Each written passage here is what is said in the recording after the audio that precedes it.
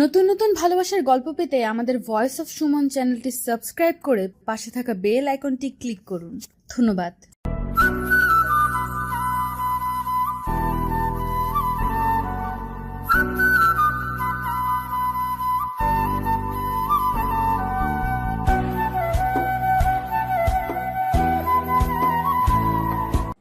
ভাইয়া, এখানে দেহ বিক্রির হোটেলটা কোথায় একটু বলে দেবেন?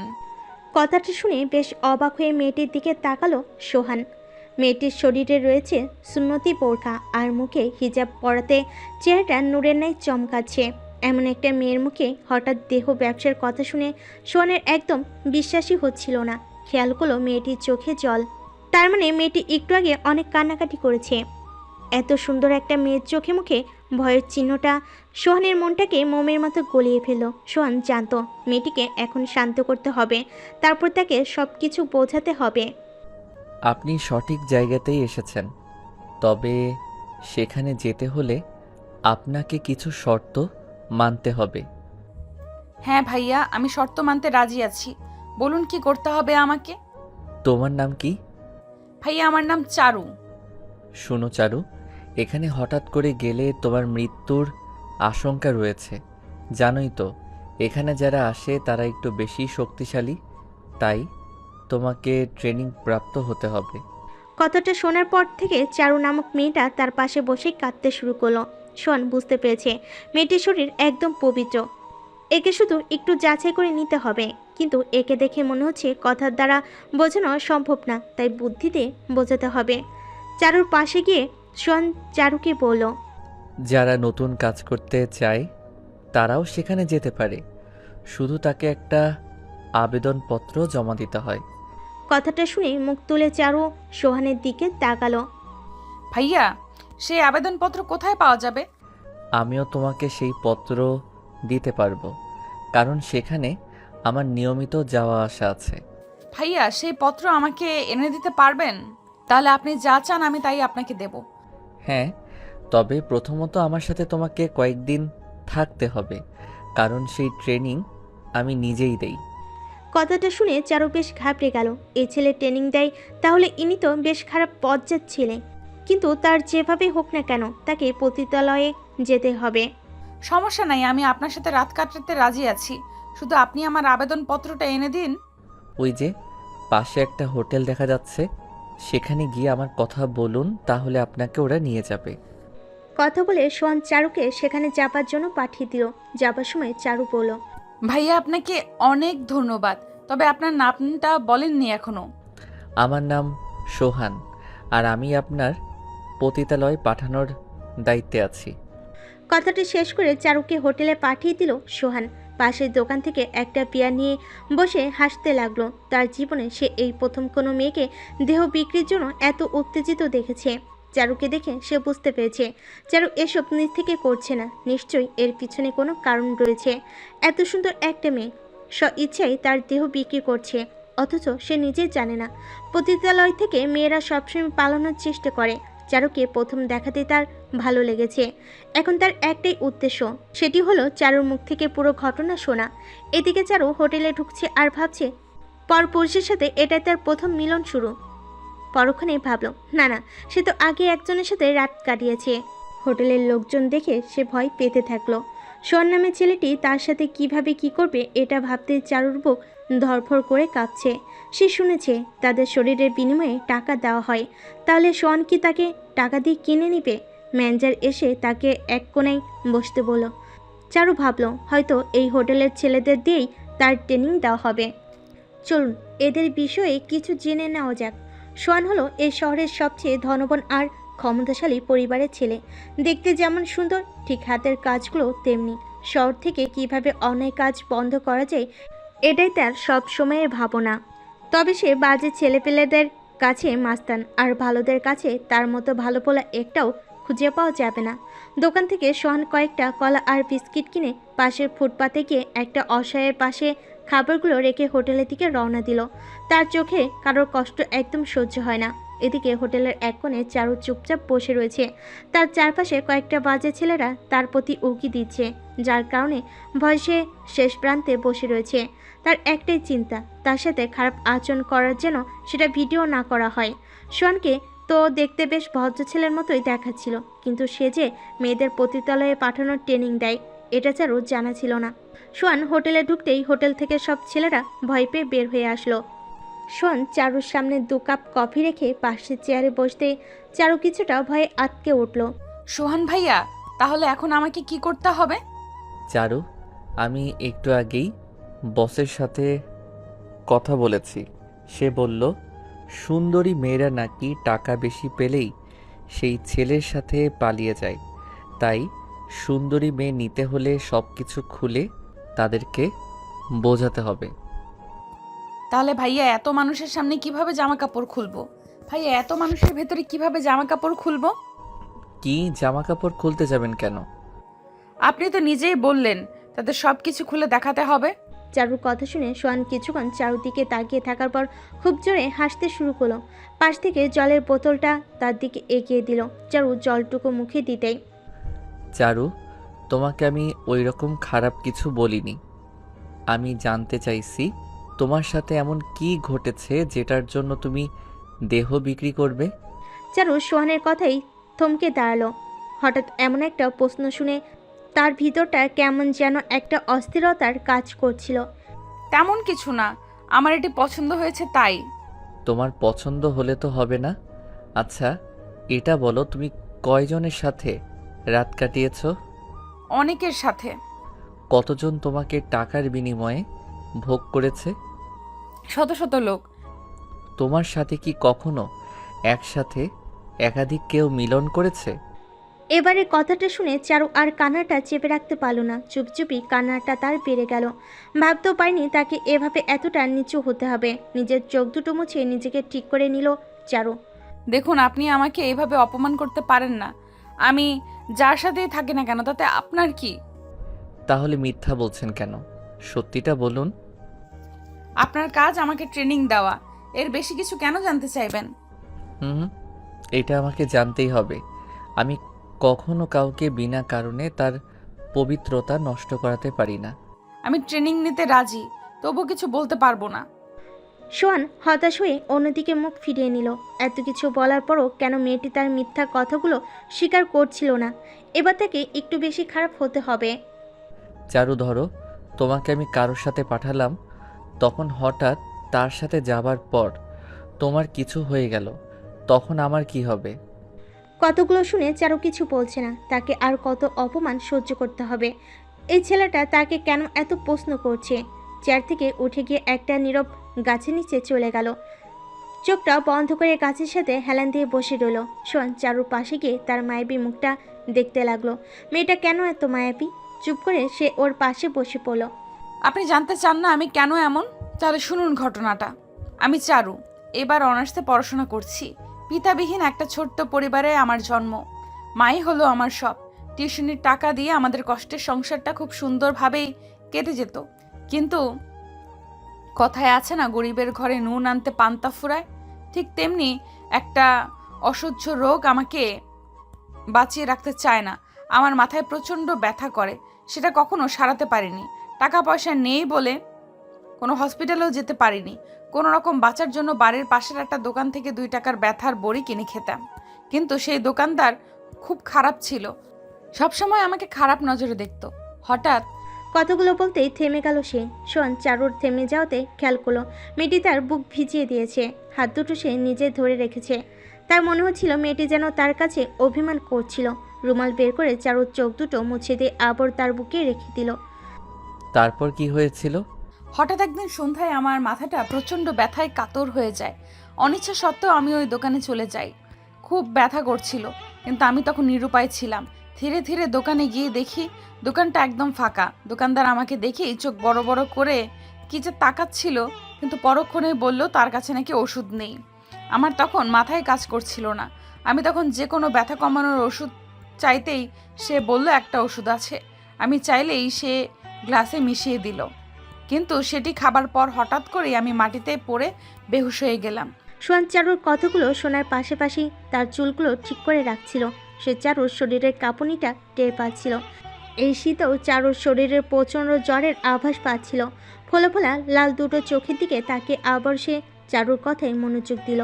বেহুশ হওয়ার পর আমি বুঝতে পারিনি কি হয়েছিল আমার সাথে। আমি যখন ঘুম থেকে উঠলাম তখন নিজেকে আবিষ্কার করলাম একটা ঘরে, কিন্তু পরক্ষণে নিজের দিকে তাকিয়ে নিজেকে বিশ্বাস করতে পারছিলাম না। নিজের শরীর শুধু একটা চাদর দিয়ে ঢাকা ছিল। তখন নিজেকে শেষ করার অনেক চেষ্টা করেছি, কিন্তু পারিনি। যখন নিজের ইজ্জতটুকু রাখতে পারলাম না, তখন ভালো সেজে লাভ কি? চারুর মুখ দিয়ে আর কিছু বেরোলো না। এদিকে শেষ কথাগুলো শুনে সোহান নিজের চোখের কোণায় পানিটুকু মুছে নিল। সে বোঝে না কি করে মানুষ এত খারাপ হতে পারে, একটা মেয়েকে কিভাবে ভোগের পাত্র বানিয়ে নেয়। চারুর ব্যথাগুলো সে বুঝতে পেরেছে। কিছুক্ষণ দুজনে চুপ করে রইল। চারুকে বুক থেকে সরিয়ে দাঁড়িয়ে পড়ল। তার মনে হলো চারুর এখন একটা মানুষের ভালোবাসা প্রয়োজন, তবে চারুকে তার আসল পরিচয় বুঝতে দেওয়া যাবে না। চারু, তুমি অবশ্যই পারবে, শুধু তুমি নিজের উপর বিশ্বাস রাখো। আচ্ছা ভাইয়া, তাহলে কি আমাকে নিবেন? হ্যাঁ, তুমি এখন আমার সাথে একটু ঘুরে আসবা। কোথায় যাব? তোমাকে কিছু পরিবেশের মেয়েদের দেখাবো, তারপর তোমাকে আমার বাসায় নিয়ে যাব। কিন্তু কোনো কিন্তু না, তবে এখানে এভাবে একলা ঘুরবে না, তাহলে বিপদ হতে পারে। এই নাও, আমার হাতে হাত রাখো। হাতটা ধরবো কিনা কথাটা ভাবতে চারু মনে পড়ে গেল তাকে সবাই ছুতে পারবে, তাহলে হাতটি ধরলে কি এমন হবে। কাঁপাকাঁপি হাত দুটো অনিচ্ছা সত্ত্বেও সোয়ানের হাতে রেখে সামনে এগোতে শুরু করলো। হাত দুটো সোয়ান চেপে ধরতেই চারু কেমন যেন একটা শিহরণ অনুভব করলো। সোয়ানের চোখ দুটো তার মনে একটা আশার আলো খুঁজে দিয়েছে। পথে হাঁটছে, অথচ তাদের দুজনেরই মনে হচ্ছে না তারা এভাবে একসাথে অপরিচিত হয়েও চলেছে। চারুর হাতের আঙ্গুলগুলো সোয়ান ইচ্ছে করে তার আঙ্গুলের মাঝে ঢুকিয়ে নিল। মুচকি হাসি দিয়ে সে চারুর দিকে তাকাতে চারুর লজ্জায় মাথা নিচু করে নিল। দুজনেই খুশি মনে সামনে এগোতে রইল। সোয়ান একটু দুষ্টামি করে চারুর হাতগুলো বারবার একবার এদিক একবার ওদিক করছে। কিছুক্ষণ হাঁটার পর চারুর কথায় সোয়ান বাস্তবে ফিরে আসে। ভাইয়া দেখুন ওইখানে কি করছে। কি করছে শুনি? কতগুলো ছেলে মিলে একটা মেয়েকে ঘিরে মেয়েটাকে উত্তপ্ত করছে, আর মেয়েটার ওড়না কেড়ে নিয়েছে। সোয়ান চারুর কথা শুনে পাশে তাকাতে দেখে মেয়েটার অবস্থা বেহাল। দেখে বোঝা যাচ্ছে মেয়েটা গরিব ঘরের। এখন সে চারুর সামনে কিছুই করতে পারবে না, কারণ চারুর কাছে সে একটা খারাপ ছেলে হিসেবে পরিচিত। কিছু করলে তার উপর চারু সন্দেহ করবে। এই মেয়েটা ঠিক তোমার মতোই নতুন, তাই সহজে মানিয়ে নিতে পারছে না। তাহলে রুমে নিয়ে যাক, রাস্তায় এভাবে কষ্ট দেওয়াটা ঠিক না। টাকার কাছে সবাই হার মেনে নেয়। এই মেয়েটাই দেখবা দুদিন পর ছেলেদের সাথে হেসে হেসে কথা বলছে। চারু সোহানের কথাগুলো সহজে বিশ্বাস করে নিল। ওদিকে সোহান ইশারায় ছেলেগুলোকে হাত নাড়াতেই সবাই ভয়ে পালিয়ে গেল। কিন্তু যে যত ভালো হোক না কেন, তার ভিতরেও একটা নেশা কাজ করে। সোহানের ফিলিংসটা চারুর প্রতি ধীরে ধীরে বাড়তে রইল। আশপাশে সব কিছু ঘুরিয়ে এনে চারুকে তার বাসায় নিয়ে আনলো। সে তার নিজের বাসাতে থাকে না, তাই ভাড়া নেওয়া তার রুমে চলে এলো। চারু খেয়াল করলো তার ফ্ল্যাটে অনেক মেয়েরা দাঁড়িয়ে আছে। চারু বলতে লাগলো, আপনার ফ্ল্যাটে এত মেয়ে কেন? সবাই তোমার মতোই ট্রেনিং নিচ্ছে। ও, এদেরকে দেখে আমার সেটা মনে হয় না। এরা বেশ ভদ্র ঘরের মেয়ে বলেই মনে হচ্ছে। হ্যাঁ, তুমি ঠিক বলেছ চারু, এরা উঁচু বংশের মেয়ে। এখানে এসে ওরা আমাকে টাকা দিয়ে ওদের জন্য একটা করে বেছে নিয়ে ফুর্তি করে। চারু শুধু অবাক হয়ে সবাইকে দেখছিল। সে খেয়াল করলো সেখানে অনেক বিবাহিতও রয়েছে, তবে তার কাছে ফ্ল্যাট দেখে বিশ্বাস হচ্ছে না এমন একটা বিল্ডিংয়ে আদান প্রদানে কাজ করে। সোহান সোজা চারুকে নিয়ে একটু ভিতরে গিয়ে সুন্দর একটা রুমে চলে গেল।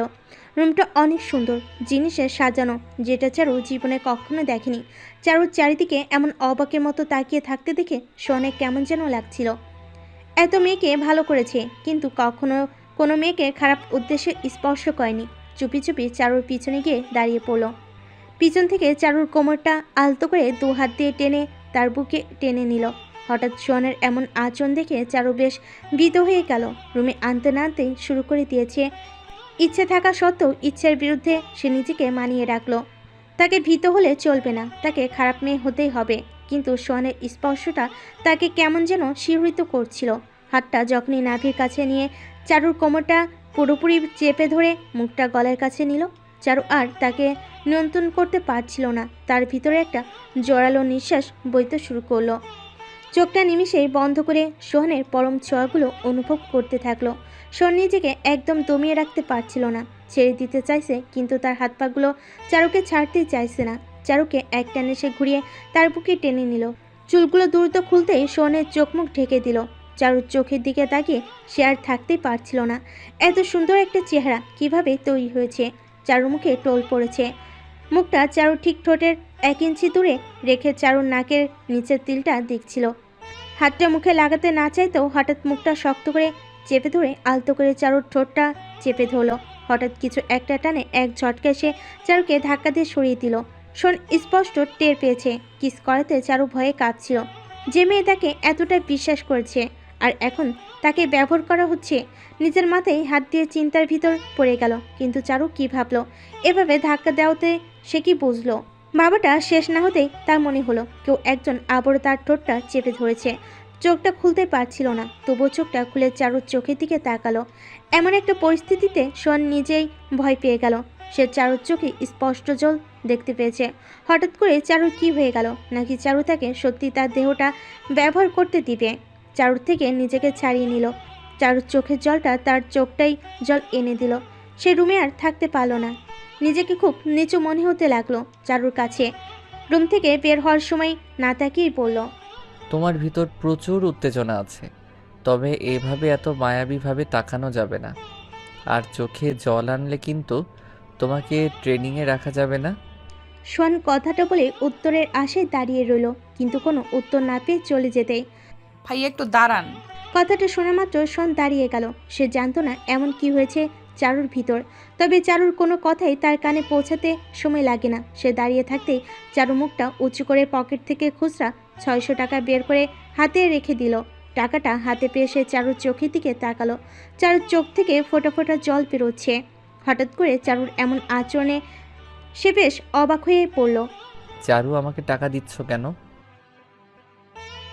কি ব্যাপার, কথা বলছো না যে? চারুর কোনো জবাব না পেয়ে সে বুঝতে পারল না চারু তাকে কি বোঝাতে চাইছে। টাকাগুলো সে একটু ভালো করে চেয়ে দেখলো।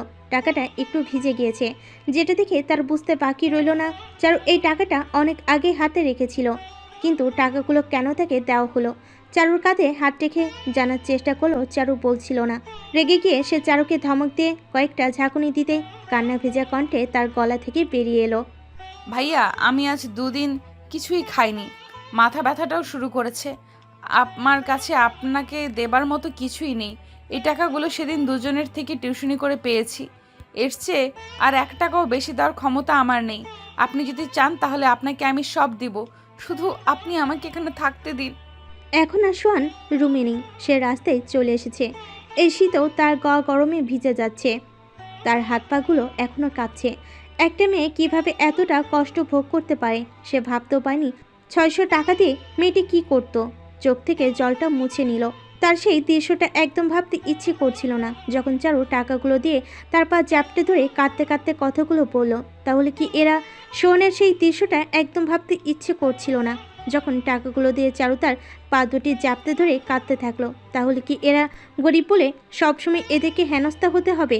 এদের কি কোনো অধিকার নেই? 2 দিন না খেয়ে মেয়েটি কিভাবে রইল? নিজের মনকে সোহান ঘৃণা করতে লাগলো। যে মেয়েটি 2 দিন ধরে অসুস্থ, আর সে মেয়ের প্রতি সে কিভাবে কোনো নজর দিতে পারলো? রাস্তায় হাঁটছে আর চারুর মায়াবী মুখটা বারবার তার চোখের সামনে আনছে। কিন্তু এভাবে তো চারুকে বোঝানো যাবে না। তাকে যেভাবে হোক সঠিক পথে ফিরিয়ে আনতে হবে। তবে আগে সেই ভুয়া ডাক্তারকে দেখাতে হবে, যে সব কিছুর মূলে রয়েছে। রাত 12টা। হঠাৎ করেই একটা আওয়াজ শুনতে পাওয়া গেল। আওয়াজটা শুনে মনে হলো কিছু একটা ভাঙার আওয়াজ। হঠাৎ একটা লোক দৌড়ে এসে পাশে থাকে ছেলেপেলেদের ভিতরে একজনের পায়ে পড়ে গেল। পায়ে পড়তে ছেলেটা তার কলার চেপে ধরে মারতে মারতে রুমের ভিতর নিয়ে গেল। কিন্তু এদিকে রুমে সোহানকে পাওয়া যাচ্ছে না। তাহলে কি এতক্ষণ সব কিছু সেই ঘরটা ছিল? আর এই ঘরটা দেখেই তো সেই দোকানটাই মনে হলো। হ্যাঁ, এটাই সেই ঘর। আর এরা তারাই, যাদের এখনো অনেক কথাবার্তা বাকি আছে। সোহান লোকটিকে মেরে মেরে রুমের এক কোণে ফেলে দিল। লোকটি চিৎকার করে চেঁচাতে লাগলো, বল, চারুকে কেন তুই নষ্ট করছিস? শালা, তোর বাসায় মা বোন নাই? সোহানের কথা শুনে চাচার বয়সী লোকটা অদ্ভুতভাবে চেয়ে রইল। মুখে তার কোনো কথা নেই।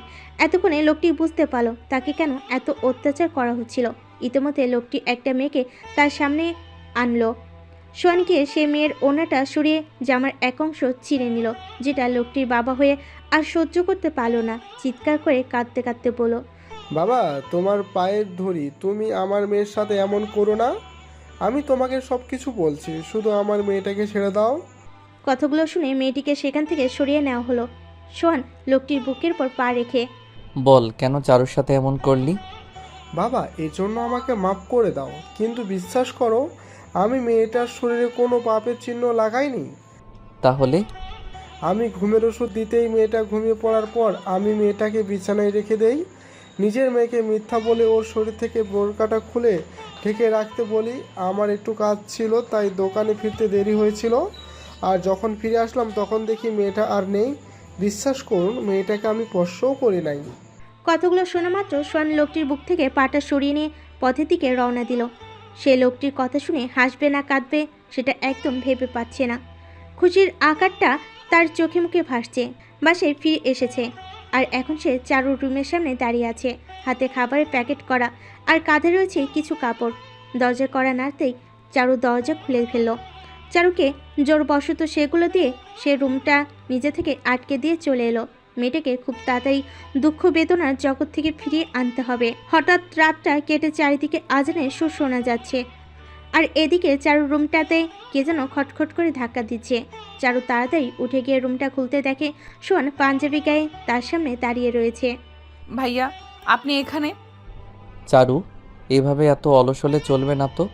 এখন আবার কি করতে হবে? তাড়াতাড়ি অজু করে এসো, নামাজ পড়তে হবে। সোহানের কথা শুনে চারুর চোখ দুটো লম্বা হয়ে গেল। পতিতা হতে গেলে নামাজ পড়তে হয়, সে তো কখনো এরকম কথা শুনেনি। ভাইয়া, পতিতা হয়ে নামাজ পড়তে হবে কেন? চারু, তুমি কিন্তু আমাকে ধমক দিচ্ছ। যাও গিয়ে অজু করে এসো। কিন্তু আমাকে তো জানতে হবে এইসবের ভেতরে আবার নামাজ আসলো কোথা থেকে। আমি তো দেখেছি পতিতারা খুব খারাপ হয়। চারু, যখন তুমি ভালো কাজ করবে তখন তোমাকে কেউ সন্দেহ করবে না, আর যারা শুধু খারাপ কাজ করে তাদেরকে পুলিশে ধরে নিয়ে যায়। সোহানের কথাটা চারু বিশ্বাস করে নিল। সে তো নিজেই কত এরকম পুলিশ কেস দেখেছে। যাক বাবা, তাহলে এখন থেকে নামাজ পড়লে আমাকে কেউ সন্দেহ করবে না। ভাইয়ের তো হেভি বুদ্ধি। কিন্তু কি ব্যাপার, তুমি এখনো দাঁড়িয়ে কেন চারু? কথাটা শুনে চারু মাথা চুলকাতে চুলকাতে রুম থেকে বের হয়ে আসলো। চারু যেতে সোহান চুপি চুপি হাসতে হাসতে সেখান থেকে চলে যেতে যেতে বলল, পাগল একটা মেয়ে। চারু অজুখানে গিয়ে দেখে ফ্ল্যাটের সবাই সেখানে উপস্থিত। সে ভাবলো হয়তো এখানের সবাইকে এই নিয়ম মানতে হয়। চুপি চুপি একটা মেয়ের কাছে গিয়ে বসে। আচ্ছা আপু, তাহলে এইসব সত্যিই মানতে হয়? এই মেয়ে, কিসব বলছো তুমি? চারু বুঝতে পারলো না মেয়েটি এমন কেন বলল। অজু সেরে সে নামাজ শেষ করে বেলকনিতে গিয়ে দাঁড়ালো। কখনো সে এমন স্বাধীনভাবে ফ্ল্যাটে রাত কাটায়নি। বেলকনি থেকে ঠান্ডা হাওয়া লাগতেই তার চুলগুলো তুলতে শুরু করলো। সকাল হতেই আবার চারু সোহানের সামনে হাজির। ভাইয়া আমাকে ডেকেছেন? হ্যাঁ, নামাজ পড়েছো? জি। কোরআন পড়তে পারো? জি না। কাল থেকে নামাজ বাদেই পাশের রুমে কোরআন শিখতে যাবে। কি? এত অবাক হওয়ার কিছু নেই। যদি তোমাকে পুলিশ কোনো হোটেল থেকে আটক করে তখন তুমি কোরআন পড়লে ওরা তোমাকে ছেড়ে দিবে। ও এই কথা। সকালে কিছু খেয়েছো? না। আচ্ছা ভাইয়া, একটা কথা বলবো? হ্যাঁ বলো। আচ্ছা ভাইয়া, আমি একটু আগে একটা মেয়েকে এই ব্যাপারে জিজ্ঞেস করতে সে আমাকে ঝাড়ি দিল কেন? কি তুমি কাকে এই কথাটা বলেছো? এই পাশের রুমের আপুকে। চারু এখন থেকে আর এসব করবে না। ধরো তার কথা যদি সবাই জেনে যায় তাহলে সে লজ্জা পাবে না? তাহলে সে কি কখনো শিকার যাবে নাকি? হ্যাঁ ভাইয়া, ঠিক বলেছেন। তো চারু সাহেব, এখন থেকে কিভাবে চলতে হবে? এখন থেকে কারোর সাথে এরকম কথা বলা যাবে না। এই তো ভালো মেয়ে, এখন যাও আর গিয়ে রেডি হয়ে নাও। তোমাকে নিয়ে বেরোতে হবে। কোথায় যাবেন? তোমাকে নিয়ে একটু হসপিটালে যেতে হবে, বুঝো না? মেয়েদেরকে একটু ডাক্তার দেখানো উচিত। চারু আর কোনো কথা না বলে রুম থেকে চলে গেল। চারুর পাগলের মতো মাথাটা দেখে শোন আর হাসি ধরে রাখতে পারল না। এ কেমন মেয়ে রে বাবা, এত বড় হয়েছে। তবুও ভিতরে বাচ্চাদের মতো বোকাই রয়ে গিয়েছে। হসপিটালটা খুব কাছেই, তাই সোহান চারুকে নিয়ে হেঁটে রওনা দিল। তাকে একটা বিষয় জানতে হবে যেটা চারুর জীবন মরণের সাথে জড়িত আছে। পথে হাঁটার সময় চারু সোহানকে ডিস্টার্ব করার চেষ্টা করতে চাইল, কিন্তু কোনো মতে পেরে উঠছে না। তাই চারু সোহানকে বলে ফেলল, ভাই একটা কথা বলবো? হ্যাঁ বলো। আচ্ছা, কল গার্লরা তো প্রতিদিন কতজনের সাথে রাত কাটায়, কিন্তু এদের তো কোনো বাচ্চা হয় না কেন?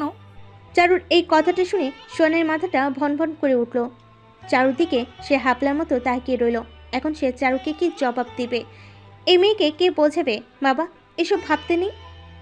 চারু, আসলে ওদেরকে এমন একটা মেডিসিন দেওয়া হয় যেটার মাধ্যমে ওদের বাচ্চা হবার কোনো সম্ভাবনা থাকে না। ও, এই ব্যাপার। তাহলে আমাকে তো এমন কোনো চিকিৎসা দেওয়া হয়নি ভাইয়া। এই জন্যই তোমাকে হাসপাতালে নিয়ে যাওয়া হচ্ছে। ও আচ্ছা, আরেকটা প্রশ্ন। চারু, একটু চুপ থাকতে পারো না? সে কখন থেকে বলেই যাচ্ছ, একটু রাস্তাঘাট দেখে চললে হতো না? সোহানের কথায় চারু চুপ হয়ে রইল। চারু ভাবতে লাগলো, তাহলে আজকে হসপিটালে আমাকে চিকিৎসা দেওয়া হবে। খারাপ হতেও দেখি অনেক ঝামেলার ব্যাপার। ওদিকে সোহান চারুকে নিয়ে হসপিটালে পৌঁছে গিয়েছে। ডাক্তারের কেবিনে ঢুকতেই, কি ব্যাপার সোহান সাহেব, হঠাৎ করে চলে এলেন? হ্যাঁ বন্ধু, একটা জরুরি কাজে আসতে হলো। হঠাৎ তোর এমন কি কাজ পড়লো? আর তোর সাথে মেয়েটিকে? সোহান আর কিছু বলল না। চুপি চুপি ইশারায় ডাক্তার শাকিলকে ইশারায় কি যেন বোঝাতেই শাকিল কিছুটা চিন্তিত হয়ে চেয়ার থেকে উঠে পড়লেন। কোনো কথা না বলে সে চারুকে নিয়ে বাইরে চলে গেল। চারু, তোমার অপারেশনের সময় হয়ে এসেছে, যাও, উনি তোমাকে অপারেশন থিয়েটারে নিয়ে যাবে। কথাটা শোনার পর চারু ভয়ে ভয়ে ডাক্তারের পিছন পিছন যেতে লাগলো। চারু খুব ভয় হচ্ছিল যদি তার কিছু হয়ে যায়, কিন্তু সোহান চারুর চোখে স্পষ্ট জল দেখতে পেয়েছে। সে বুঝতে পেরেছে চারুর কষ্ট হচ্ছে, তবে চারুর থেকে তার বেশি চিন্তা হচ্ছে। রিপোর্ট না দেখা পর্যন্ত তার ভিতরের ব্যথাটা দূর হবে না। 2 ঘন্টা পেরিয়ে গিয়েছে, এখনও সোহান কেবিনে চুপচাপ বসে রয়েছে। এই শীতেও তার কপালে ঘাম জমে রয়েছে। একটু পর হঠাৎ সে কারোর পায়ের আওয়াজ শুনতে পেল। সে আর বসে রইল না, দাঁড়িয়ে সে শাকিলকে দেখে। কি রিপোর্ট আসছে চারুর? শাকিলকে বেশ ঘমার্ত দেখাচ্ছে। বেশ কিছুক্ষণ চুপ থেকে তার সামনে ফাইলটা রেখে, সোহান, তুই বাবা হতে চলছিস? কথাটা শোনার পরেই সোহানের মুখ থেকে কোনো কথা বেরোলো না। ফাইলটা খুঁজতে লাগলো। তার বিশ্বাস চারু একদম ঠিক আছে। হঠাৎ করে রিপোর্টটা বের করে তাকিয়ে দেখার পর গম্ভীরভাবে সে শাকিলের দিকে তাকাতেই দেখে শাকিল হাসছে। তোকে দেখে আমার খুব লালসা হচ্ছে। শালা, তুই বাবা হলি কেমনে? শাকিল, তুইও না? বল, আর কি কোনো সমস্যা আছে? চারুর অপারেশন নেগেটিভ, সে একদম ঠিক আছে। এমনকি তার শরীরে এক ফোঁটা আঁচড়ও লাগেনি। আহ, তুই আমাকে বাঁচালি। সোহান, আমি যেটা ভাবছি সেটা কি ঠিক? কথাটা বলতে চারু রুমে ঢুকে পড়ল। চারুকে দেখা মাত্র সোহান দৌড়ে গিয়ে চারুকে জড়িয়ে ধরল। চারু কিছু ভাবার আগে এসব ঘটতেই তার শরীর কিছুটা কেঁপে উঠল। এভাবে লোকজনের ভিতর এরকমভাবে জড়িয়ে ধরাতে চারু লজ্জে লাল হয়ে গেল। সোহান আর সেখানে এক মুহূর্ত দাঁড়ালো না। চারুর হাতটা ধরে কেবিন থেকে বেরিয়ে এলো, শুধু পিছনে এক পলক ফিরিয়ে শাকিলের দিকে তাকিয়ে একটা হাসিতে বের হয়ে এলো। রাস্তায় দুজন হাঁটছে, কিন্তু এখনও চারুর বুক ধড়ফড় করছে। চুপচাপ পাশাপাশি দুজন হাঁটছে, কিন্তু কারোর মুখে কোনো কথা নেই। তবে চারুর মনে একটা প্রশ্ন জাগছে। আপনি আমাকে অত লোকের ভেতর জড়িয়ে ধরলেন কেন? তুমি সঠিকভাবে অপারেশন করতে পেরেছো। তাহলে জড়িয়ে ধরবার কি প্রয়োজন? চারু, তুমি একটু বেশি বেশি কথা বলো। শোনো, এই যে তোমার আজকে অপারেশন হলো, ঠিক তেমনি আজ থেকে তুমি 2-1টা ছেলের সাথে রাত কাটাতে পারবে। চারু কথাগুলো শুনে খুব একটা খুশি হলো না। হয়তো সে চায়নি এত তাড়াতাড়ি সোহানকে ছেড়ে যেতে, কারণ সোহান কাছে থাকলে তার খুব ভালো লাগে। সে সোহানের কথায় কোনো উত্তর না দিয়ে চুপচাপ তার সাথে পাশে ফিরে আসলো। এসার পর নামাজ শেষ করে চারু রুম থেকে বেরিয়ে এলো। এভাবে সারাদিন রুমে থাকতে তার একদম ভালো লাগে না। একটু আগে সোহান তাকে নামাজ পড়তে বলেছে। আচ্ছা, তাহলে কি আমাকে প্রতি ওয়াক্তে নামাজ আদায় করতে হবে? কতগুলো ভাবতে চারু কোনো জবাব না পেয়ে ভাবলো, একবার ভাইয়ের রুম থেকে একবার শুনে আসি। সে চুপি চুপি সোহানের রুমের দিকে এগুতে লাগলো। খেয়াল করলো রুমটা খোলা রয়েছে। একটু উকি ঝুঁকি দিয়ে দেখলো ভিতর কেউ নেই। ভিতরে গিয়ে সোহানকে না পেয়ে সে রান্নাঘরে চলে গেল। গিয়ে দেখলো সোহান রান্নাঘরে বসে রয়েছে। চারু সোহানের রান্না করতে দেখে বেশ অবাক হলো। ছেলেরাও রান্না করতে পারে। এদিকে চারুকে রান্নাঘরে আসতে দেখে কি ব্যাপার, এত রাতে তুমি এখানে? কথাটা শুনে চারু কিছুটা ভয় পেল। হঠাৎ করে কিছু শুনলে তার বেশ ভয় লাগে। মানে কিছু না, এই একটু চারপাশটা দেখছি। ও তাহলে ভিতরে আসো। চারু ভিতরে গিয়ে চুপি চুপি সোহানের পাশে দাঁড়ালো। এভাবে রাতের বেলায় একটা ছেলের কাছে দাঁড়াতে তার কিছুটা সংকোচ বোধ হলো। চারু, হ্যাঁ বলুন। রান্না করতে পারো? জি। কি কি রান্না করতে পারো? আমাদের তো নিজেদের পরিশ্রম করে খাবার জোগাড় করতে হতো, তাই রান্না জগতের সব কিছুই তৈরি করতে পারি। বাহ, তাহলে তোমাকে বউ বানালে ভালোই হবে। হুম। কি বললেন? বলছি আমাকে একটু সাহায্য করো। আজকে বুয়াটা ছুটিতে আছে, তাই রান্নাটা করার কেউ নেই। তবে যে আপনি রান্না করছেন।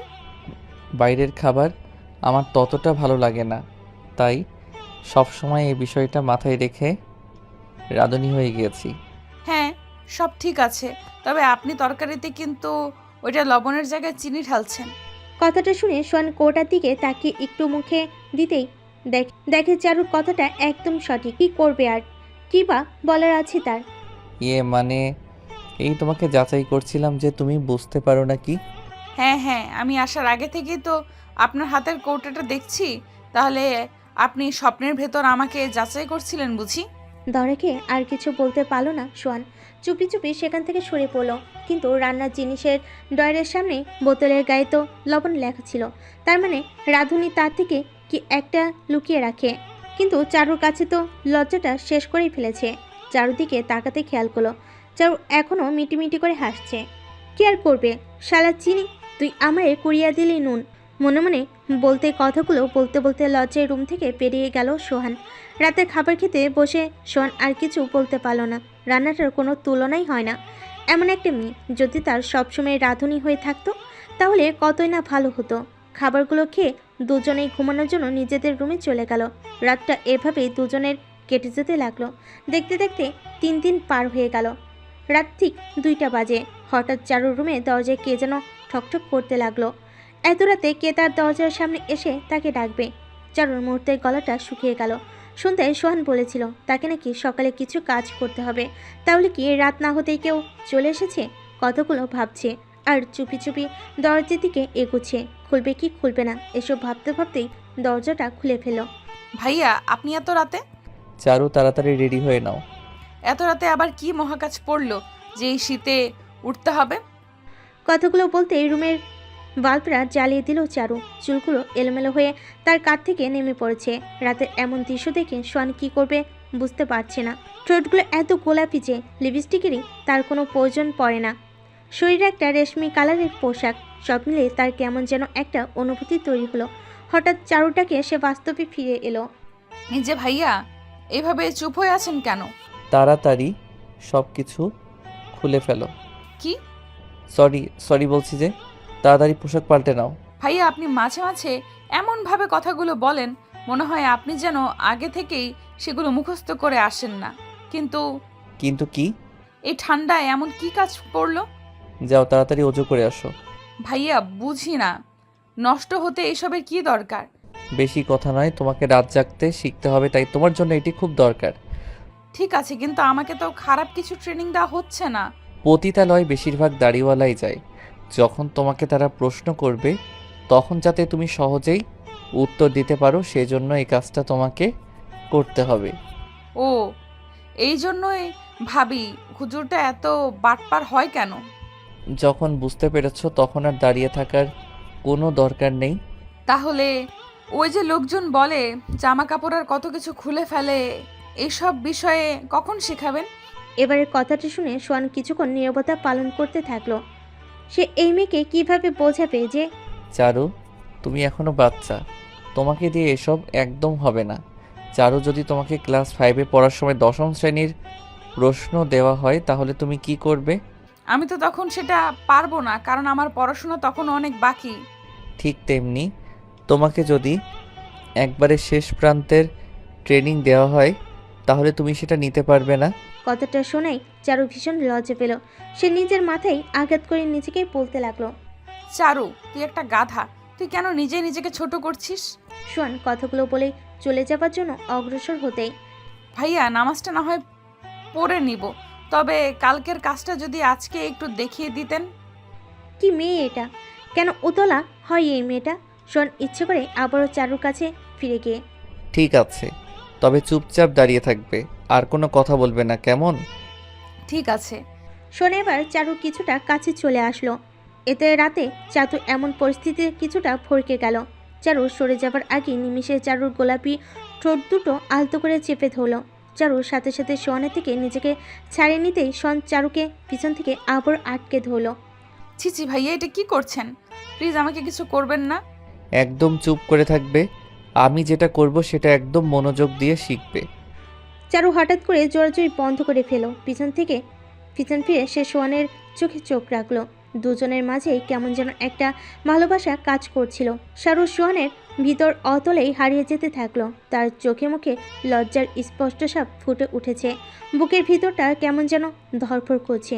সোহান তার কাছে যেতেই এই শীতে তার কেমন যেন একটা শিহরণ জাগলো।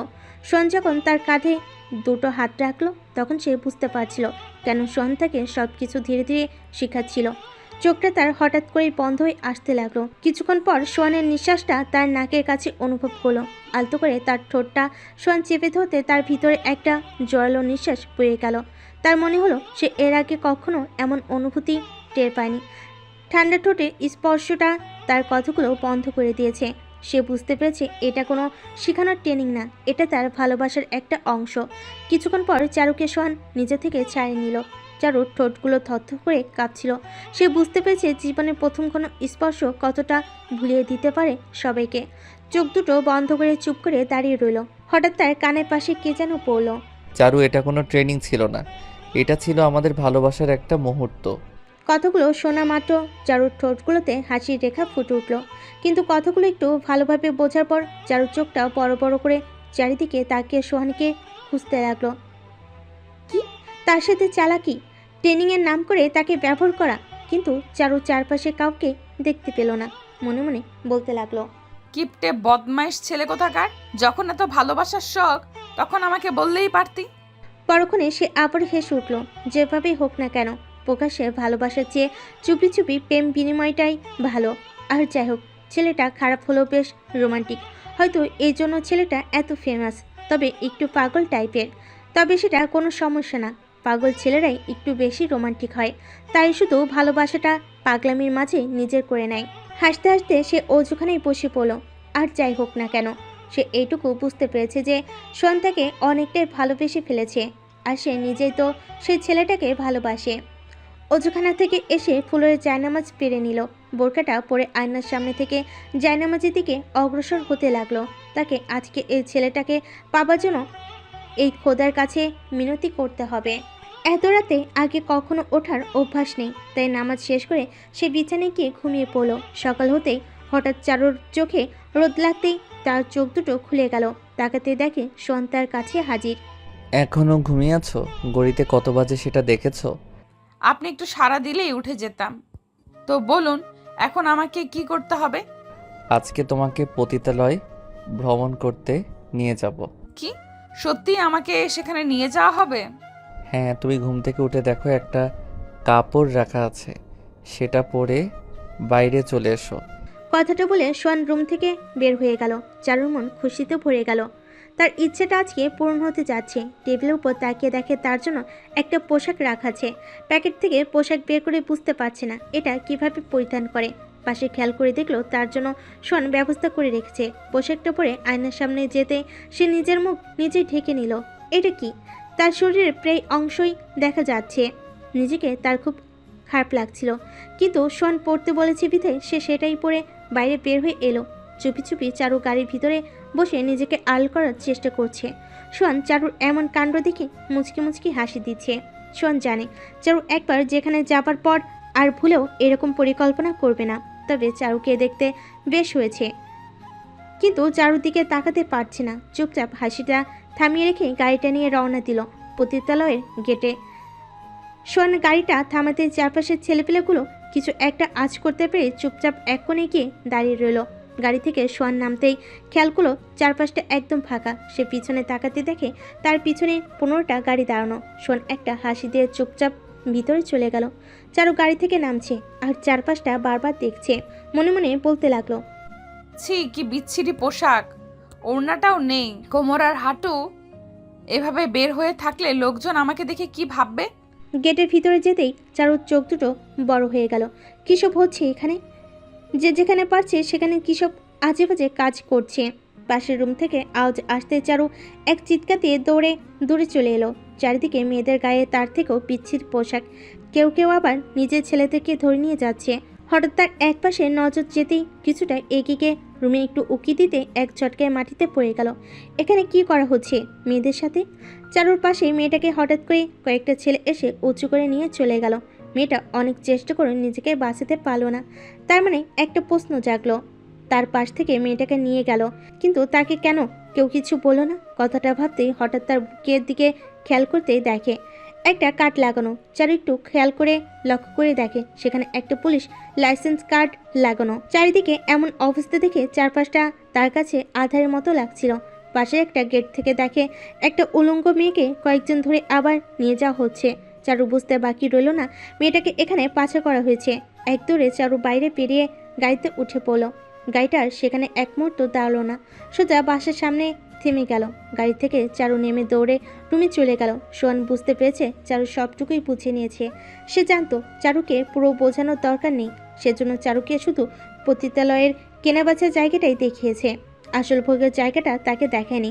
রাতে দুজনেই ছাদে বসে রয়েছে, পাশাপাশি বসে দুজনেই কফি হাতে নিয়ে তাদের সামনে থাকা চাঁদটা দেখছে। পাশ থেকে কেউ একজন বলে উঠল, ভাইয়া, আজকালেও মেয়েরা এত নির্যাতিত?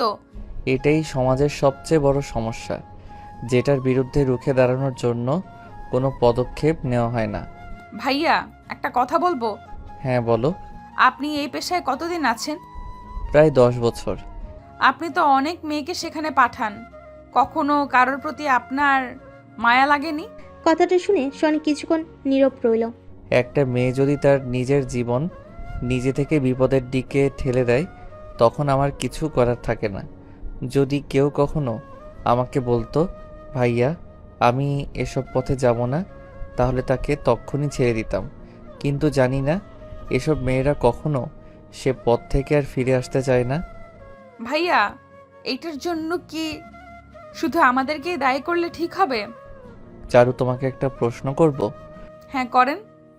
যখন তুমি আমার দেওয়া পোশাক পরে বের হয়েছিলে, তখন লোকজনের তোমার প্রতি কেমন আকর্ষণ হয়েছিল? আমি যখন চারপাশটা দেখছিলাম, সবাই আমাকে বারবার দেখছিল। মেয়েদেরই একটাই সমস্যা, যেটা তারা তাদের পোশাকের মধ্যে প্রচার করে বেড়ায়। অনেকে বলে, তাহলে শিশুরা কেন নির্যাতিত হয়?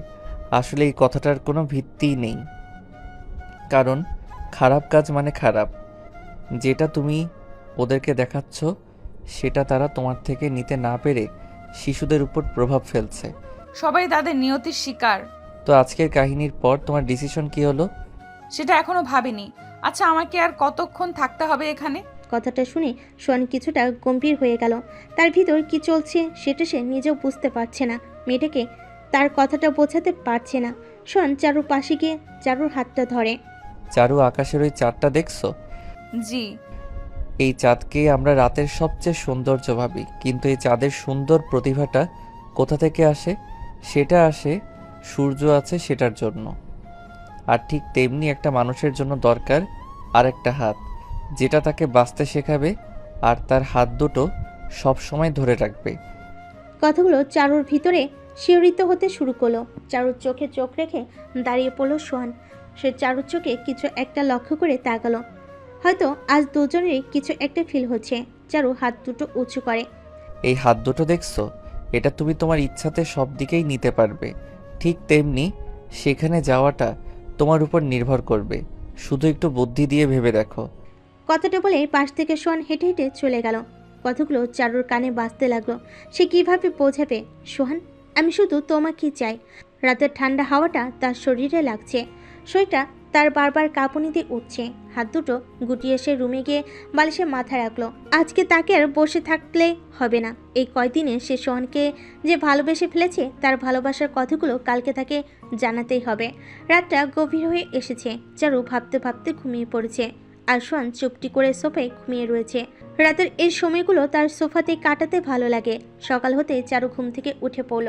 চুপি চুপি ফ্রেশ হয়ে এসে চারপাশে উকি দিয়ে সে সোহানকে খুঁজতে লাগলো, কিন্তু তাকে যে পাওয়া যাচ্ছে না। তাই চুপি চুপি চারু সোহানের রুমে গিয়ে উকি দিল।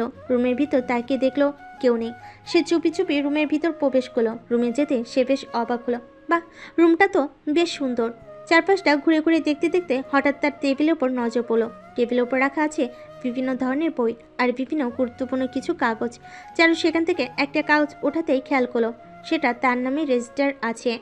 কথাটা ভাবতেই খেয়াল হলো সেদিনে সেই অপারেশনের কথা। কাগজটা খুলে সে বেশ অবাক হলো। কাগজে তো অন্য কিছু দেখাচ্ছে। তাহলে সোহান যে বলল তাকে একটা মেডিসিন দেওয়া হবে। কাগজটা ভালো করে পড়ে সে বিশ্বাস করতে পারছিল না এই রিপোর্টটা সত্য। তাহলে সোহান আগে থেকে জানতো সে একদম ঠিকঠাক আছে। পাশ থেকে একটা আওয়াজ পেতেই সে দৌড়ে রুম থেকে বের হয়ে এলো। বেলকুনিতে দাঁড়িয়ে সে খুশিতে হাসতে লাগলো। সে যে কতটা খুশি ছিল সেটা কাউকে বোঝাতে পারছে না।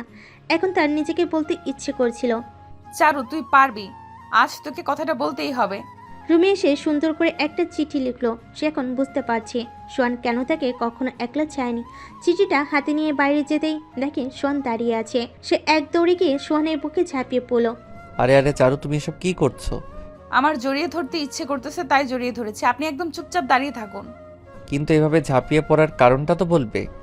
এর আগে আপনিও আমাকে অনেকবার জড়িয়ে ধরেছিলেন, তখন আমি কিছুই বলিনি, তাই এখন আপনি চুপচাপ দাঁড়িয়ে থাকুন। সোহান চুপ করে দাঁড়িয়ে একটু রোমান্টিকভাবে চারুর কোমরে আলতো করে ছুঁয়ে দিল। চারুকে দেখলেই শুধু তার এই একটাই দুষ্টামি মাথায় ভর করে। চারু একটু নড়চে উঠল। সে বুঝতে পারছে এটা সোহান ইচ্ছে করে তার সাথে মজা করছে। বেয়াদব ছেলেটা একটুও ফিলিংস বোঝে না, সবসময় শুধু তার সাথে দুষ্টামি করে। এই শুনছেন? হ্যাঁ বলো। কোমর থেকে একটু হাতটা সরানো যাবে? মানে একটা কথা বলার আছে। কথা বলবা নাকি কিছু করবে? যেরকম জড়িয়ে রেখেছো তাতে আমার তো কিছু শুনতে ইচ্ছে করছে না, একটু ঘুমানোর শখ জাগছে। চারু সোহানকে এক ধাক্কায় সরিয়ে দিয়ে লজ্জে মুখটা লুকিয়ে নিল। একটু একটু ফিলিংস হচ্ছে। যাই হোক চারু, তুমি কিছু একটা বলতে চাইছিলে। হ্যাঁ, আচ্ছা আমি যে আপনাকে ছেড়ে যাচ্ছি এতে আপনার কষ্ট হবে না? চারু, মুখ থেকে কখনো এমন কথা বের করবা না। তুমি কখনো আমার থেকে যাবেই না। কেন? আমি তো তোমার সাথেই সবসময় থাকবো। ভাইয়া, আপনাকে একটা কথা বলার আছে। হ্যাঁ বলো। চারু পিছন থেকে যে চিঠিটা বের করতে যাবে ঠিক তখনই সোহানের ফোন বেজে উঠল। সোহান ফোন হাতে নিয়ে খেয়াল করলো বাসা থেকে তার বাবা ফোন করেছে। চারু চোখটা বন্ধ করে চিঠিটা সোহানের সামনে রাখতেই সে ফোন কানে নিয়ে পেছন ফিরে একটা দূরে চলে গেল। অনেকক্ষণ হতে চারু কোনো সারা শব্দ না পেয়ে চোখ খুলে তাকিয়ে দেখে সোহান তার পাশে নেই। খেয়াল করলো একটু দূরে সোহান কার সাথে যেন কথা বলছে। চারুর মনটা ভীষণ খারাপ হয়ে গেল। চিঠিটা তার আর দেওয়া হবে না দেখে চিঠিটা লুকিয়ে নিল। বেশ অভিমানের দৃষ্টিতে সে সোহানের দিকে তাকিয়ে রইল। কিছুক্ষণ পর সোহান কথা শেষ করে খেয়াল করলো চারু তার দিকে অন্যরকমভাবে তাকিয়ে রয়েছে। চারুর পাশে এসে, কিছু মনে করো না, বাসা থেকে বাবা ফোন করেছিল। কি জন্য? সব সময় বাসার বাইরে থাকি, সেই জন্য বাবা আমার বিয়ের জন্য মেয়ে দেখতে চাইছে। বাহ, তাহলে তো আপনাকে শুভেচ্ছা জানাতেই হচ্ছে। চারু, তুমি কিছু একটা বলতে চেয়েছিলে। কই না তো। মিথ্যা বলবে না। যেটা বলতে এসেছিলাম সেটা এখন মনে নেই, পরে মনে পড়লে তখন জানাবো। চারু, তুমিও না একদম বোকা একটা মেয়ে। হ্যাঁ, পাগল ছেলের বোকা পাগলি। পাগল বললে মনে হলো। আরে বললাম যে খাবার সময় হয়ে গিয়েছে, চলুন, আপনার খাবারটা বেড়ে দিতে হবে তো। সোহান চারুর কথাই বোকা হয়ে সেখান থেকে চলে গেল। চারু চুপি চুপি হাসছে। ছেলেটা বুদ্ধিমান হলো এক্সের পাগল, একটা কথাও খুব ভালো করে শুনে না। চারু মনে মনে ভাবছে, সোহানকে তার বাবা বিয়ের চাপ দিচ্ছে, তাহলে সোহান অবশ্যই একটু চাপে থাকবে। এই সুযোগে আমি সোহানকে আমার করে নিব। যেভাবেই হোক সোহানকে আমার মনের কথা জানাতেই হবে, কারণ আমি জানি ছেলেরা মেয়েদের সাথে লজ্জা বেশি পায়। তাই সে বুড়ো হয়ে গেলেও আমাকে তার ভালোবাসার কথাটা বলবে না। অনেকক্ষণ ধরে হোটেলে একা একা বসে রয়েছে। সে যে কখন সোহান তাকে এখানে বসিয়ে রেখে গিয়েছে। চারপাশে সবাই তার দিকে তাকাচ্ছে। তার খুব ভয় করছে। এখানে সোহান তাকে এনেছে কারোর সাথে দেখা করার জন্য। পানির বোতল হাতে নিতে খেয়াল করলো সোহান তার পাশে বসলো। ওই, আপনি তো বেশ অদ্ভুত। আমাকে একা রেখে কোথায় চলে গিয়েছেন? চারু, আমি দুঃখিত, কিন্তু একটা কাজের জন্য বাইরে গিয়েছিলাম। এভাবে হবে না, মাফ চান। ঠিক সোহানের কথা থেমে যেতেই চারু অবাক হয়ে সোহানের চোখের দৃষ্টিটা লক্ষ্য করলো। বাইরের দিকে তাকাতেই খেয়াল হলো একটা ছোট্ট 4 বছরের বাচ্চা তাদের দিকে এগিয়ে আসছে। বাচ্চাটা এগিয়ে আসতেই সোহান দৌড়ে গিয়ে বাচ্চাটিকে কোলে তুলে নিল। সোহানের কোলে বাচ্চা দেখে চারু অবাক হয়ে গেল। সোহান চারুর পাশে এসে বাচ্চাটিকে কোলে নিয়ে বসলো। সোহানের মুখে ফুটে উঠেছে ভালোবাসার হাসি, যেটা চারুকে চিন্তার অঘরে ফেলে দিল। হঠাৎ পাশ থেকে শুনছো কথাটা শুনে চারুর মুখ তুলে তাকাতে দেখে একটা যুবতী মেয়ে। তবে মেয়েটিকে দেখে বোঝা যাচ্ছে মেয়েটি বিবাহিত। চারুর আর বুঝতে বাকি রইল না এদের কাহিনীটা। নিজের অজান্তে তার চোখ দিয়ে জল পেরিয়ে এলো। সোহান তার সাথে প্রতারণা করেছে, সে তাকে মিথ্যা বলেছে, নিজের চোখের জলটা লুকিয়ে নিল। চারু, তোমাকে ওদের জন্যই বসিয়ে রেখেছিলাম। এই যে, এটি হলো আমার ছোট্ট খোকা, আর ও হলো ঋতু। ঋতু হাতটা বাড়াতে চারুর বুকটা ধক করে উঠল। নিজের ভালোবাসাটা অন্যের কাছে এটা ভাবতেই হাত দুটো কাঁপতে লাগলো। অপরিচিত হওয়ার পর খেয়াল করলো সোহান শুধু ঋতুর সাথেই কথা বলে যাচ্ছে। একটা হাহাকার তার ভিতর কাজ করতে শুরু করলো। কান্নাটা তার পক্ষে চেপে রাখা সম্ভব হচ্ছিল না। সোহানকে একটু ওয়াশরুমে যাবার কথা বলে হোটেল থেকে বেরিয়ে এলো।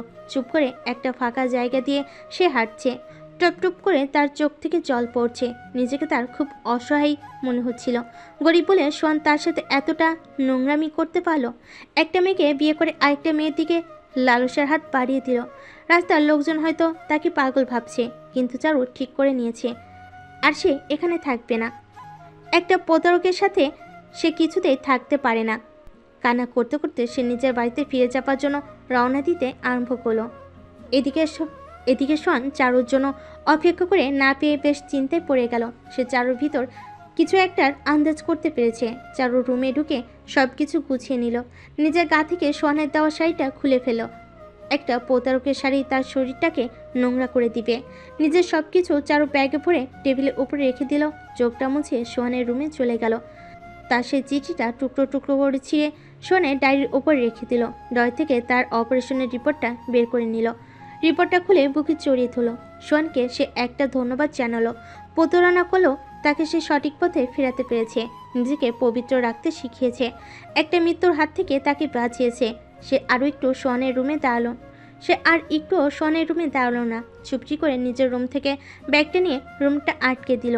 কিছু দূর সামনে এগোতেই হঠাৎ তার পা দুটো থেমে গেল। খেয়াল করলো তার সামনে সোহান দাঁড়িয়ে রয়েছে, কিন্তু চারু সোহানের দিকে তাকালো না। সোহান ঘেমে গিয়েছে।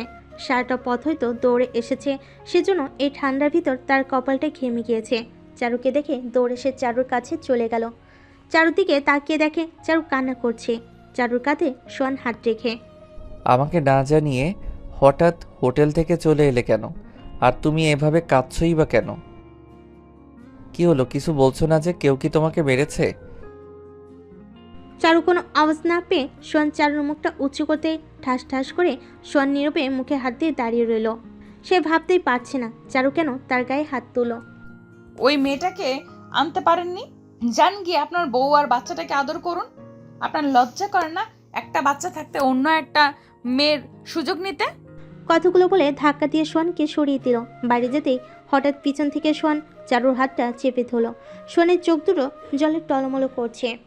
চারু, তুমি আমার পুরো কথাটা আপনি যদি আর একটা কথা বলেন তাহলে আপনি আমার লাশ দেখবেন। হাতটা ছাড়ুন বলছি। কথাটা আর বলা হলো না। হাতটা হঠাৎ করেই চারুর হাত থেকে পড়ে গেল। সোহান আর কিছু বলতে পারলো না পারলো কাঁদতে, আর না পারলো কিছু বলতে।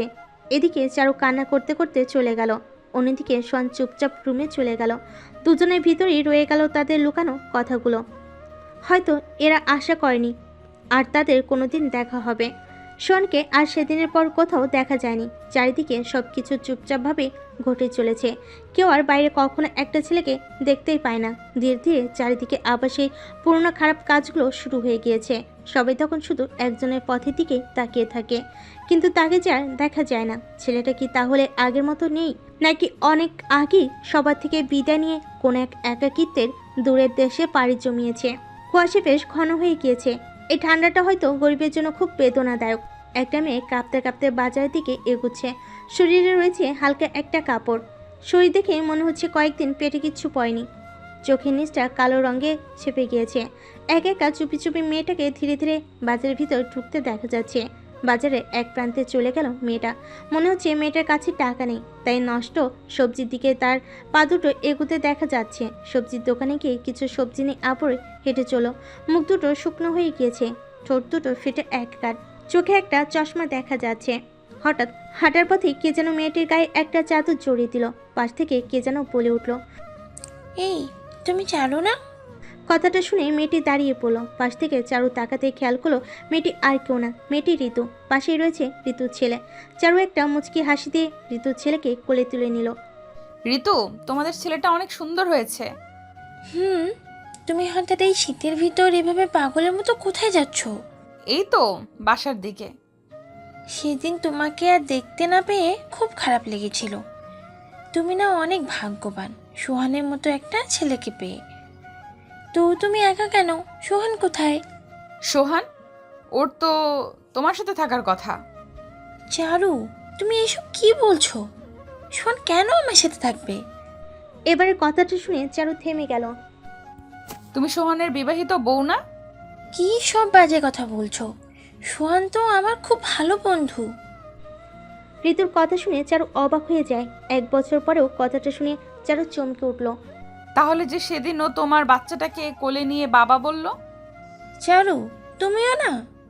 সোহান কখনো আমাকে একটুও কষ্ট দেয়নি। সব সময় আমাকে এক চোখে দেখেছে। ও সব সময় আমার বাচ্চাকে নিজের মনে করত। কথাগুলো চারুর কাছে স্বপ্নের মতো মনে হলো। ভুল তো তার নিজেরই ছিল। সে কেন শেষবারের কথাটি শোনেনি? ঋতু, সোহান এখন কোথায় আছে সেটা বলতে পারবে? ওই যে সেদিনের পর থেকে তো আর সোহানকেই দেখতে পাইনি। জানি না ও এখন কোথায় আছে। সেদিন সোহান কিছু বলেছিল? জন্মদিনে গিফট হিসেবে ও তোমাকেই আমার কাছে নিয়ে এসেছিল। বেশি কিছু বলেনি, শুধু এটুকুই বলেছিল যে তোমাকেই ও বিয়ে করতে চলেছে। কিন্তু ও তো একটা পতিতালয়ের ট্রেনার ছিল। কি? সুমনকে তুমি এমন অপবাদ দিতে পারো না? ধীরে ধীরে চারুকে ঋতু সব খুলে বলতে শুরু করলো। এখন আর চারু সেখানে দাঁড়িয়ে নেই। একটা বাড়ির পাশে বাগানের দিকে হাঁটতে শুরু করেছে। ঋতু তাকে এই ঠিকানাটাই দিয়েছে। ঠান্ডার ভিতর এতটা রাস্তা হাঁটতে হাঁটতে সে ক্লান্ত হয়ে গিয়েছে। সে জানে না এখন সোহান তাকে মেনে নেবে কিনা। তবে তাকে যে ছেলেটার কাছে যেতে হবে, তার না বলা কথাটা যে তাকে বলতেই হবে। বাগানে ঢুকতেই সে থমকে দাঁড়ালো। চারপাশে প্রচণ্ড বাতাস বইছে, কিন্তু কাউকেই দেখা যাচ্ছে না। চোখ থেকে জল মুছে নিয়ে ভিতর চলে গেল। কিছু দূর যাবার পর খেয়াল করলো কিছু দূরেই অনেকগুলো বাচ্চা খেলাধুলা করছে। তার পাশে রয়েছে একটা বসার জায়গা। চারপাশে কাউকেই দেখা যাচ্ছে না, শুধু সেই বসার জায়গায় একজনকে চাদর মুড়িতে বসে থাকতে দেখছে সে। লোকটির মুখ ভর্তি দাড়ি আর চুপচাপ বসে থাকাটা চারুর বুকে একটা আঘাত করে। চুপি চুপি সে গিয়ে লোকটির পাশে বসে রইল। খেয়াল করলো লোকটির পাশে একটি চিঠি পড়ে রয়েছে। আর ছেলেটাকে বৃদ্ধ বলছি কেন? চারু লোকটির পাশে বসে চুপি চুপি কাঁদতে থাকলো। কান্না দেখে পাশ থেকে লোকটি চাদর সরিয়ে পকেট থেকে একটা রুমাল বের করে চারুর সামনে ধরল। চারু ছেলেটার দিকে এক পলকও ফেলল না। আড়ালে তাকিয়ে দেখে ছেলেটা একদম শুকিয়ে গিয়েছে। রুমালটা ছেলেটার হাত থেকে নিয়ে পাশে রেখে দিল। চারুর কান্নাটা ধীরে ধীরে বেড়ে চলেছে। চারিদিকে চুপচাপ পরিবেশে এমন কান্নাটা হয়তো পাশের লোকটির পছন্দ হচ্ছে না, কিন্তু লোকটির চোখেও জল দেখা যাচ্ছে। তাহলে পাশের ছেলেটা অন্য কারোর কান্না সহ্য করতে পারে না। শীতের কনকনে বাতাসটা চারুর শরীরে লাগছে আর থরথর করে কাঁপছে তার শরীর। তার কান্নাটাও জমে আসছে। হঠাৎ পাশ থেকে ছেলেটা উঠে তার গায়ের চাদরটা খুলে চারুর শরীরে জড়িয়ে দিল। হয়তো ছেলেটার এমন করে উপকার করতে ভালো লাগে। পাশ থেকে চিঠিটা উঠিয়ে খুলে সেটা বুকে জড়িয়ে রাখলো। চোখটা বন্ধ করে রাখার চেষ্টা করছে, কিন্তু তার চোখটা থামছে না। কেন সে কাঁদছে? আর এখানে তো কাউকেই দেখা যাচ্ছে না। তাহলে সে কি সোহানের সাথে দেখা করবে না? কথাটা শেষ না হতেই পাশের ছেলেটা চুপচাপ এসে চারুর থেকে চাদরটা একটু সরিয়ে সেখানে জায়গা করে বসে রইল। কি ব্যাপার? এই ছেলেটা চারুর কাছে এইভাবে বসলে কেন? এ কি? চারু ছেলেটার বুকে মাথা লুকালো কেন? আর চিঠিতে কি এমন লেখা ছিল? যেটাতে এত কান্না করতে হবে? চুপচাপ চারিদিকে শুনছান বাতাস বইছে, দুজনের মুখে কোনো কথা নেই।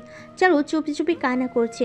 চিঠিটা তো পড়ে গেল, তাহলে দেখি কি লেখা রয়েছে সেখানে। ওমা, এখানে তো লেখা রয়েছে, এই যে তুমি কি আমার বউ হবে? তারিখটা ঠিক 1 বছর আগে। চিঠিটা দেখে বুঝতে বাকি রইল না এটাই চারু সেই পাগল ছেলে। হঠাৎ চারিদিকের বাতাসটা তাকে ধাক্কা দিয়ে সরিয়ে দিল। হয়তো আর ওদের ভালোবাসাটার অধিকার তাকে আর দিবে না। তবে থাক না, ওরা ওদের মতো। যদি চারু কান্না করে আর ভালোবাসাটা নিজের করতে পারে তাহলে কান্না করুক। তবে এইটুকু তো বুঝতে পেরেছি, ছেলেটি সোহানি ছিল। হয়তো ওদের ভালোবাসাটা নিরূপে প্রকাশ পাবে। চারিদিক থেকে এলোমেলো সুরগুলো আর কিছু শুনতে দিল না। পাশ থেকে একটা আওয়াজ শুনতে পেল। তোর বর্ষা চোখে ঝরতে দেব না বৃষ্টি, তুই থাকবি টুট টুট টুট টুট। বা, আওয়াজটা তো বেশ দারুণ। ওই যে দুজন পাগল আর পাগলি। তাহলে গানের সুরে সুরে তোমাদের থেকে বিদায় নিচ্ছি।